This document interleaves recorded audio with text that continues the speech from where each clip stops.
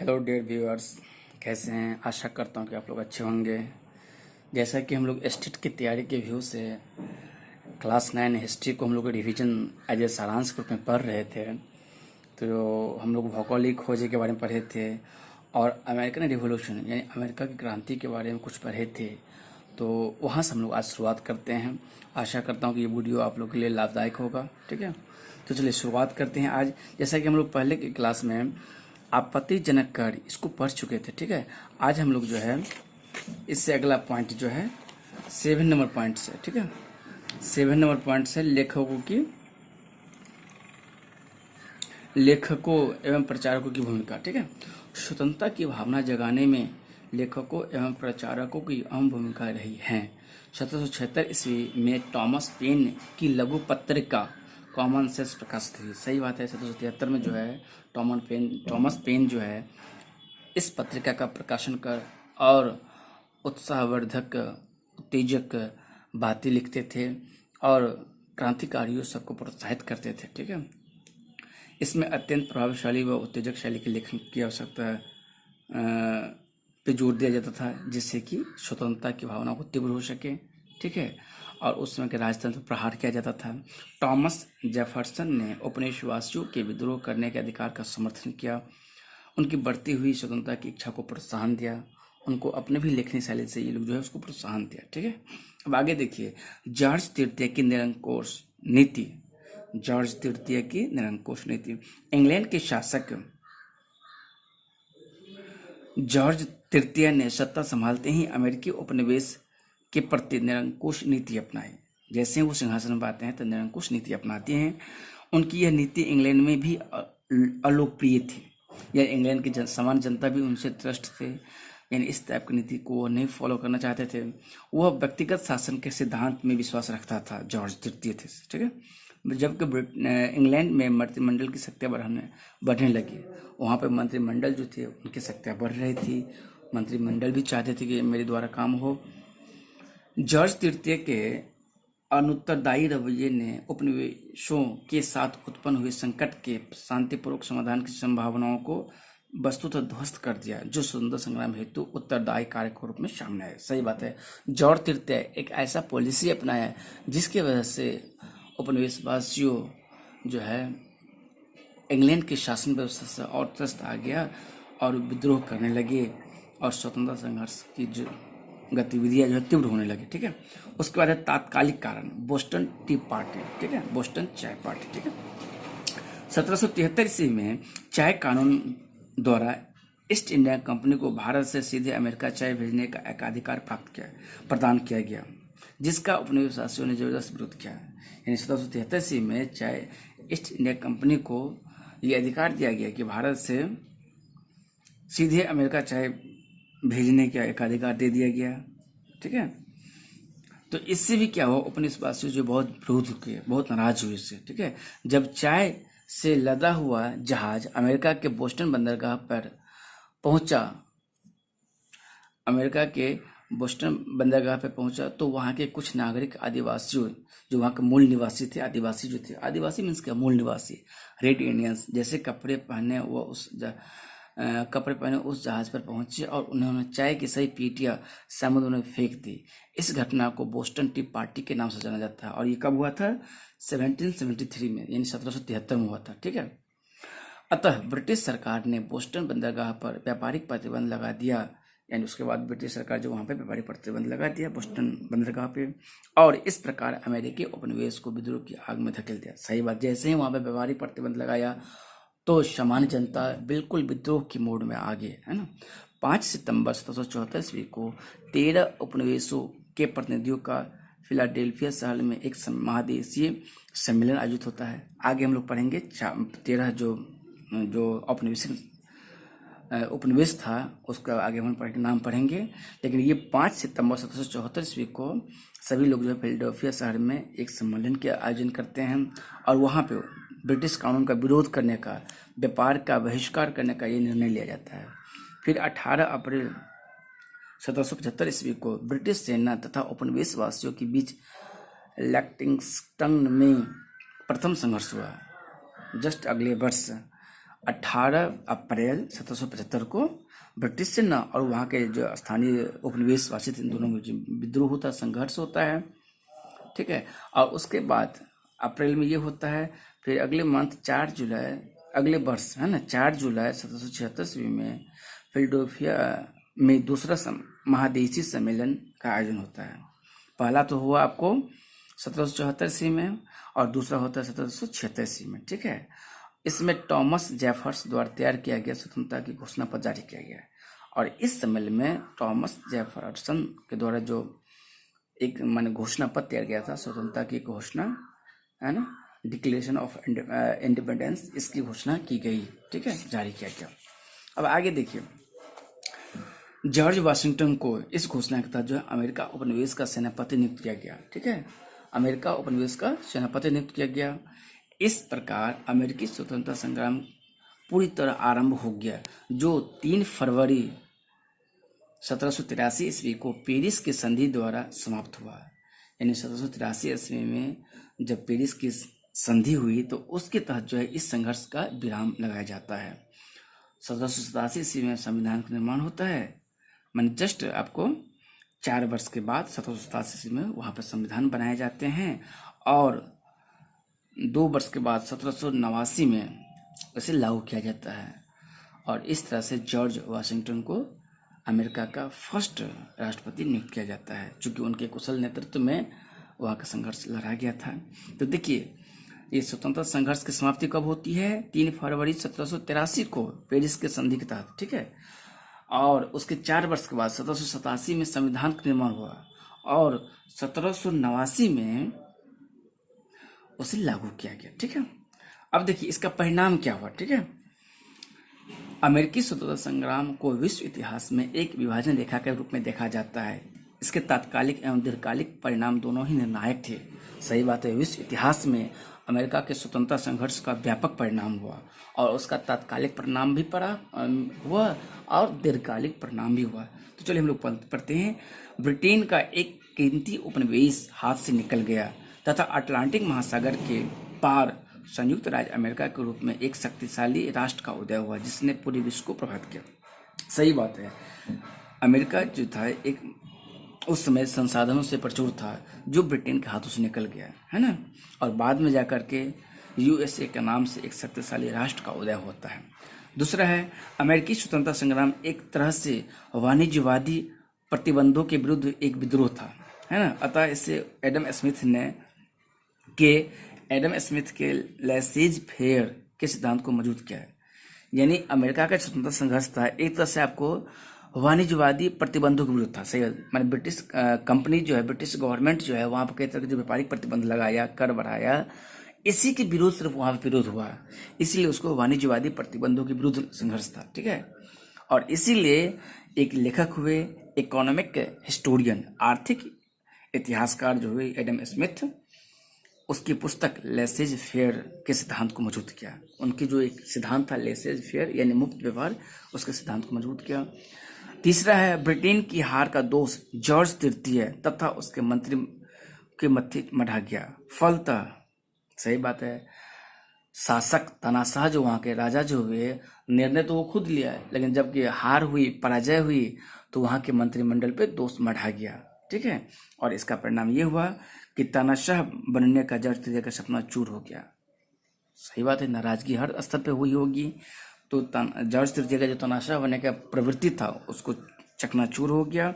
Lord नाथ का मंत्रिमंडल बर्खास्त तथा अधिक उदार मंत्रिमंडल नियुक्त किया गया। लॉर्ड नाथ जो आपको कट्टर टाइप के थे, उनके बर्खास्त कर दिया गया और उसके जगह पर लिबरल मंत्रिमंडल का गठन हुआ। इंग्लैंड में जल्द ही कई सुधार हुए, जैसे कि आयरलैंड की संसद को लगभग स्वतंत्र स्थान प्राप्त हुआ। माने इंग्लैंड में और भी किस तरह सुधार हुए। आयरलैंड की संसद को स्वतंत्र स्थान प्राप्त हुआ 1782 ईस्वी में। कैथोलिक आयरिश लोगों को मताधिकार मिला। आयरिश लोगों को वहाँ मताधिकार नहीं था, उसको भी मताधिकार मिला 1793 ईस्वी में। आयरिश संसद वेस्टमिनिस्टर संसद से जुड़ा, है ना। 1800 ईस्वी में आपको ये आयरिश संसद को वेस्टमिनिस्टर की संसद जोड़ दिया गया, ठीक है। अब आगे देखिए, इस प्रकार सीमित राजतंत्र और राजनीतिक स्वतंत्रता का वर्चस्व बढ़ा, यानी राजतंत्र को सीमित किया गया और राजनीतिक स्वतंत्रता बढ़ा, यानी लोगों को राजनीतिक गतिविधियों में भाग लेने की स्वतंत्रता अधिक होने लगी और राजा का जो प्रभुत्व था उसकी में कमी आने लगी। चौथा नंबर पॉइंट है अमेरिकी अमेरिकी स्वतंत्र संघर्ष संग्राम ने फ्रांस को भी प्रभावित किया। इस संघर्ष से फ्रांस भी प्रभावित हुआ है। इस संग्राम में फ्लायते के नेतृत्व में फ्रांसीसी सैनिकों ने भाग लिया था। यानी इस संघर्ष में फ्रांस के सैनिकों ने भी यहाँ के मूल निवासी को, अमेरिका के जो उपनिवेशवासियों थे, उनको सहयोग किया था। लफायते के नेतृत्व में वहाँ पे फ्रांसीसी सेना जो है उपनिवेशवासियों को सहयोग किया था। अतः जब वे स्वदेश लौटे तो निरंकुश राजतंत्र के प्रति जनता को जागरूक करने का प्रयास किया, और जब ये लोग अपने फ्रांस लौटे तो वहाँ के जनताओं को भी जो है अपने यहाँ के फ्रांसीसी राजतंत्र के विरुद्ध जो है जागरूक करने का प्रयास किया। दूसरी ओर फ्रांसीसी अर्थव्यवस्था भी पूरी तरह से प्रभावित थी, यानी वहाँ की अर्थव्यवस्था भी प्रभावित थी। तो इसी के दरमियान वहाँ पे जो है जो कुछ प्रमुख वर्ग के लोग थे वो राजतंत्र के विरोध में वहाँ पे आवाज़ बुलंद करने लगी। पांचवा, राजनीति में जनता की भागीदारी का मार्ग प्रशस्त हुआ। अब जो राजनीति जो है व्यक्ति केंद्रित नहीं होकर के जनता केंद्रित होने लगा। छठा, जनता को धार्मिक एवं अंतःकरण की स्वतंत्रता मिली तथा मौलिक अधिकारों के माध्यम से लोगों की मूलभूत स्वतंत्रता स्वीकार कर ली गई। यानी जनता के धार्मिक और अंतःकरण की स्वतंत्रता मिली, यानी उसे अपने धार्मिक अपने मनोवृत्ति के अनुकूल धर्म अंगीकार करने की स्वतंत्रता मिली। ठीक है, उन्हें मौलिक अधिकार मिली जिससे वो अपना सर्वांगीण विकास कर सके। ठीक है। सातवां नंबर पॉइंट, विश्व का प्रथम लिखित संविधान अमेरिका में 1789 में लागू किया गया। ठीक है, विश्व का प्रथम संविधान, लिखित संविधान वहां लागू किया गया जिसमें महिलाओं को संपत्ति का अधिकार मिला तथा उत्तराधिकार कानून को न्यायसंगत बनाया गया। ठीक है, हेरिडिटरी एक्ट को भी न्यायसंगत बनाया गया। अमेरिका गणतंत्र बना तथा वहां मॉन्टेस्क्यू के शक्ति पृथक्करण सिद्धांत को मान्यता मिली। देखिए, अमेरिका जो गणतंत्र बना, अमेरिका जो रिपब्लिक बना, तो वहां पे शक्ति का पृथकीकरण किया गया, यानी पावर को डिसेंट्रलाइजेशन कहते हैं, डिसेंट्रलाइजेशन ऑफ पावर, यानी शक्ति का विखंडीकरण या पृथककरण, यानी पावर को भिन्न भिन्न लेवल पे उसको डिस्ट्रीब्यूट कर दिया गया है।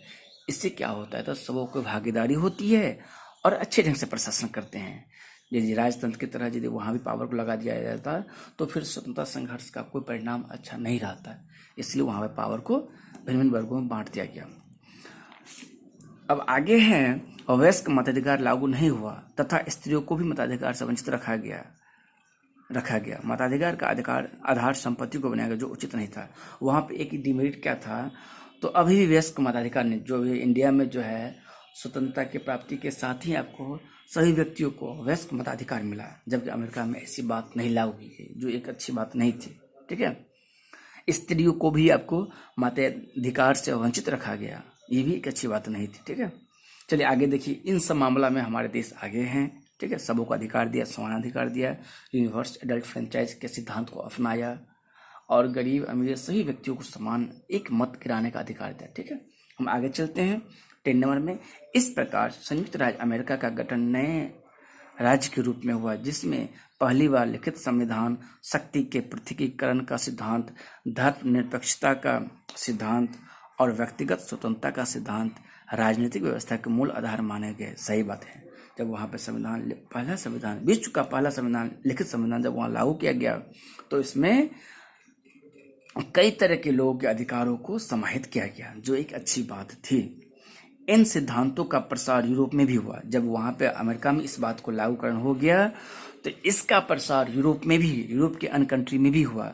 और फ्रांस की जो राज्य क्रांति हुई 1789 ईस्वी में, इन्हीं सिद्धांतों को मार्गदर्शन के सिद्धांत के रूप में समस्त विश्व में स्थापित किया गया है। यानी फ्रांस में भी इसको मार्गदर्शन के रूप में लिया गया और यूरोप के अन्य देशों में भी उसको मार्गदर्शन के रूप में लिया गया। ठीक है, यानी विश्व के अन्य देशों में स्वतंत्रता के प्रति जागरूकता, ललक बढ़ी। ठीक है, तो इस तरह से हम लोग कह सकते हैं, यहाँ तक कि हमारे देश के नेताओं से भी उनसे प्रभावित हुए। ठीक है, चलिए, औद्योगिकरण का प्रभाव। अमेरिकी स्वतंत्रता संग्राम के समय से ही पश्चिमी यूरोप की औद्योगिक क्रांति निर्मित अमेरिकी समाज में प्रवेश कर रही थी। यानी अमेरिका में जो क्रांति की जो भावधारा चल रही थी और वहाँ के जो उपनिवेशवासी जो व्यवस्था चाहते थे उनके लिए यद्यपि उन्हें संघर्ष करना पड़ा, लेकिन पश्चिमी यूरोप में जो औद्योगिक क्रांति चल रही थी, धीरे धीरे यहाँ के उपनिवेशवासियों ने अपने देशों में भी आपको उसको प्रवेश करने दिया, उसे भी बढ़ाया। अतः इससे आगे आर्थिक प्रगति का अपार संभावना का उदय हुआ, जिससे कि वहाँ पे आर्थिक गतिविधियाँ हुई, बहुत सारे वस्तुओं का निर्माण किया जाने लगा। अब यहाँ एक नई कार्य संस्कृति विकसित हुई तथा अनेक उद्योग धंधों एवं कल कारखानाओं का निर्माण हुआ, जिसके लिए कच्चा माल पहले से ही मौजूद था। यानी वहाँ पे जो है प्रचुर मात्रा में संसाधन अवेलेबल था। औद्योगिकरण के फलस्वरूप कृषि को भी प्रोत्साहन मिला। जब औद्योगिकरण हुआ, उद्योग बढ़ा, तो कृषि उत्पादन को भी प्रोत्साहन मिला।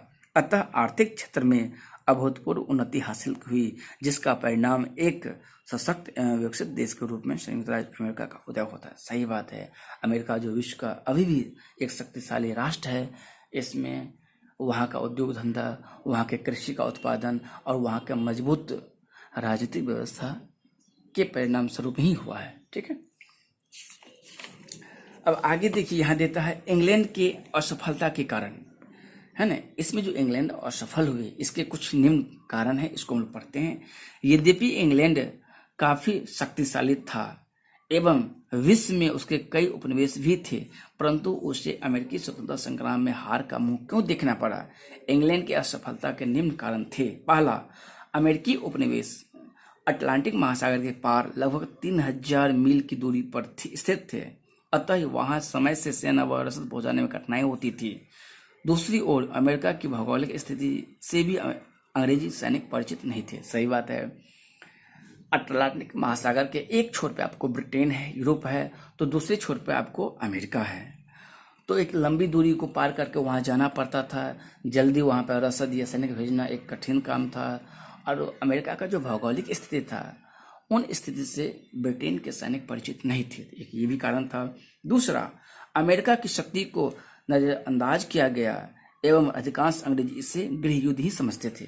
यानी वहां पर जो स्वतंत्रता के लिए संघर्ष की जो भावना चल रही थी, उसको वहां के शासक, ब्रिटेन के शासक जो नजरअंदाज किया, इसका परिणाम हुआ। तीसरे नंबर, उपनिवेश वासियों में एकता एवं उत्साह था, वे स्वतंत्रता के लिए कुछ भी करने को तैयार थे। यानी उपनिवेश वासियों में एकता था, उत्साह था स्वतंत्रता प्राप्त करने की। ठीक है, ब्रिटिश सेनापतियों ने कुछ सामरिक भूलें की, माने रणनीतिक कौशल में, अपने सैनिक की गतिविधियों में ब्रिटिश के सेनापति कुछ चूक किए। पांचवा नंबर में, ब्रिटिश राजनेताओं के बीच गंभीर मतभेद थे। जॉर्ज तृतीय की हठधर्मिता की नीति के कारण योग्य एवं अनुभवी नेता सरकार से अलग हो गए। यानी वहाँ के जो जॉर्ज तृतीय जो शासक थे, राजा थे, उनकी हठधर्मिता की नीति के कारण जो है कई सारे अनुभवी नेता जो है उनकी सरकार से अपने आप को अलग कर लिए। वहाँ के सामान्य प्रशासन में मतभेद था। छठा नंबर, ब्रिटेन विदेशी सहायता से वंचित रहा, जबकि अमेरिकी उपनिवेश को विदेशी सहायता प्राप्त हुआ। यानी ब्रिटेन को अमेरिका में संघर्ष करने के लिए कोई बाह्य सहायता नहीं मिला, जबकि अमेरिका के जो उपनिवेशवासी थे वो फ्रांस से और भी किसी क्षेत्रों से आपको सहयोग प्राप्त किया। विशेषकर फ्रांस ने उपनिवेशवासियों को जन का भी मदद पहुंचाई, है ना, विशेष फ्रांस से उसे मदद मिली। सातवां नंबर, अमेरिका को जॉर्ज वाशिंगटन जैसा सुयोग्य नेता मिल गया, जिससे बड़े धैर्य, साहस एवं कुशलता के साथ अंग्रेजी सेना को पराजित किया, है ना। क्योंकि उपनिवेशवासियों का जो सैनिक था, उनकी जो सैन्य गतिविधियां थी, उनके नेतृत्वकर्ता के लिए आपको जॉर्ज वाशिंगटन था, जो एक सुयोग्य सेनापति था, जबकि उन्हीं के कुशल नेतृत्व के बदौलत से आपको अंग्रेजी सेना को पराजित किया जा सका। देखिए यहाँ पे जो 13 उपनिवेश था उसको हम लोग पढ़ते। देखिए उसमें पहला था न्यू हैम्पशायर था, मैसाचुसेट्स था, रोड आइलैंड्स था, कनेक्टिकट था, न्यूयॉर्क था, new Jersey, Pennsylvania, Delaware, Maryland, Virginia, उत्तरी कैरोलाइना, दक्षिणी कैरोलाइना और जॉर्जिया। ये 13 उपनिवेश था जहाँ पे ब्रिटिश से या यूरोपीय के अन्य कंट्री से जो आपको धार्मिक रूप से प्रताड़ित थे यहाँ आके बसे थे। बाद में जाकर ब्रिटिश के नीति की वजह से इन जगहों के जो उपनिवेशवासी थे वह ब्रिटिश के खिलाफ संघर्ष किया और आज़ाद हुआ और इस तरह से एक मजबूत सेना के रूप में, राज्य के रूप में, देश के रूप में स्थापना होता है। ठीक है, देखिए यहाँ पे कुछ ऑब्जेक्टिव क्वेश्चंस है जो एग्जाम के व्यू से बहुत ही महत्वपूर्ण है, इसलिए मैं आशा करता हूँ कि आप लोग उसको सुनिए, है ना। मैंने इसमें यहाँ पे देखिए जैसे ऑप्शन, इसका क्वेश्चन डिलीट हो गया है या नहीं प्रिंटेड हो पाया है, लेकिन जैसा ऑप्शन दिया है इससे लगता है कि पूछा होगा कि इनमें से कौन जो है आपको वहाँ की राजधानी है, तो आप कह सकते हैं वाशिंगटन डीसी होगा, यानी यहाँ डीसी भी नहीं दिया है। ठीक है, अब देखिए दूसरा नंबर है कॉमन सेंस की रचना किसने की है, थॉमस पेन किए थे। स्टाम्प एक्ट किस वर्ष पारित हुआ, 1765 हुआ था। अमेरिकी स्वतंत्र संग्राम में अंग्रेजों का सेनापति कौन था, ठीक है, तो लॉर्ड कॉर्नवालिस थे। कौन थे, लॉर्ड कॉर्नवालिस। अमेरिकी संविधान कब लागू हुआ, 1789 में, यानी 1789 में। विश्व में प्रथम लिखित संविधान किस देश में लागू हुआ, अमेरिका में, यानी यूएसए में। किस संधि के अनुसार अमेरिकी स्वतंत्रता संग्राम को मान्यता मिली, पेरिस की संधि के तहत, है ना, 1773 ईस्वी में। ठीक है, अमेरिकी स्वतंत्रता में अमेरिका का सेनापति कौन था, तो जॉर्ज वाशिंगटन। ठीक है, आगे देखिए अमेरिका के प्रथम राष्ट्रपति कौन थे, जॉर्ज वाशिंगटन। सप्तवर्षीय युद्ध किन दो देशों के बीच हुआ था, ब्रिटेन और फ्रांस के बीच हुआ था। ठीक है, कुछ रिक्त स्थान पे आधारित क्वेश्चन है। ठीक है, लेसेज फेयर का सिद्धांत कौन दिए थे, किसने दिया था, एडम स्मिथ। शक्ति के पृथक्करण का सिद्धांत किसने दिया था, मॉन्टेस्क्यू ने। ठीक है, सेनापति लफायते का रहने वाला था, फ्रांस का रहने वाला था, और लफायते के नेतृत्व में ही फ्रांस का एक सेना का टुकड़ी जो है अमेरिका के उपनिवेशवासियों को मदद किया था। जॉर्ज तृतीय इंग्लैंड का राजा था उस समय, ठीक है ना, जिसमें संघर्ष चल रहा था। धर्मनिरपेक्ष राज्य की स्थापना सर्वप्रथम अमेरिका में ही हुई थी। नई दुनिया का पता कोलंबस ने लगाया था। अमेरिका में अंग्रेजों के 13 उपनिवेश थे, ठीक है ना, 13 उपनिवेश थे। सर्वप्रथम आधुनिक गणतंत्रात्मक शासन की स्थापना यूएसए में ही हुई थी, यानी अमेरिका में ही हुई थी, यानी संयुक्त राज्य अमेरिका में ही हुई थी। अमेरिकी स्वतंत्रता संग्राम का तात्कालिक कारण था बोस्टन टी पार्टी, ठीक है, BTP, Boston T party. Right of man की रचना टॉमस पेन किए थे, राइट ऑफ मैन की रचना टॉमस पेन किए थे। और टॉमस पेन जो है एक और पुस्तक की रचना की थी, पत्रिका की रचना की थी, कॉमन सेंस, ठीक है ना। तो ये दो चीज, कॉमन सेंस और राइट ऑफ मैन की रचना आपको टॉमस पेन की थी, ठीक है। अब यहाँ पे कुछ दिया है आपको सही गलत के लिए। जॉर्ज वाशिंगटन अमेरिका के प्रथम प्रधानमंत्री थे, गलत हैं, वहाँ पे तो राष्ट्रपति थे। अमेरिका यूरोप महादेश में स्थित है, ये भी गलत है। अमेरिका जो है एक स्वतंत्र आपको उत्तरी अमेरिका महाद्वीप में स्थित है। अमेरिकी स्वतंत्रता संग्राम के दौरान स्वाधीनता के पुत्र एवं पुत्री नामक संगठन का निर्माण हुआ, ये सही है। अमेरिका की खोज कोलंबस ने नहीं किया था, ये भी गलत है। अमेरिका की खोज कोलंबस ने ही किया था, ठीक है। आगे हैं अमेरिका स्वतंत्रता संग्राम में फ्रांस ने इंग्लैंड का साथ दिया, गलत है।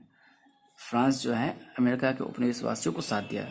छठा नंबर, अमेरिका स्वतंत्रता का घोषणा पत्र जेफरसन ने तैयार किया, ये भी सही है ना, जेफरसन ने ही तैयार किया था। Declaration of independence of USA, इनकी घोषणा आपको जेफरसन ही किए थे।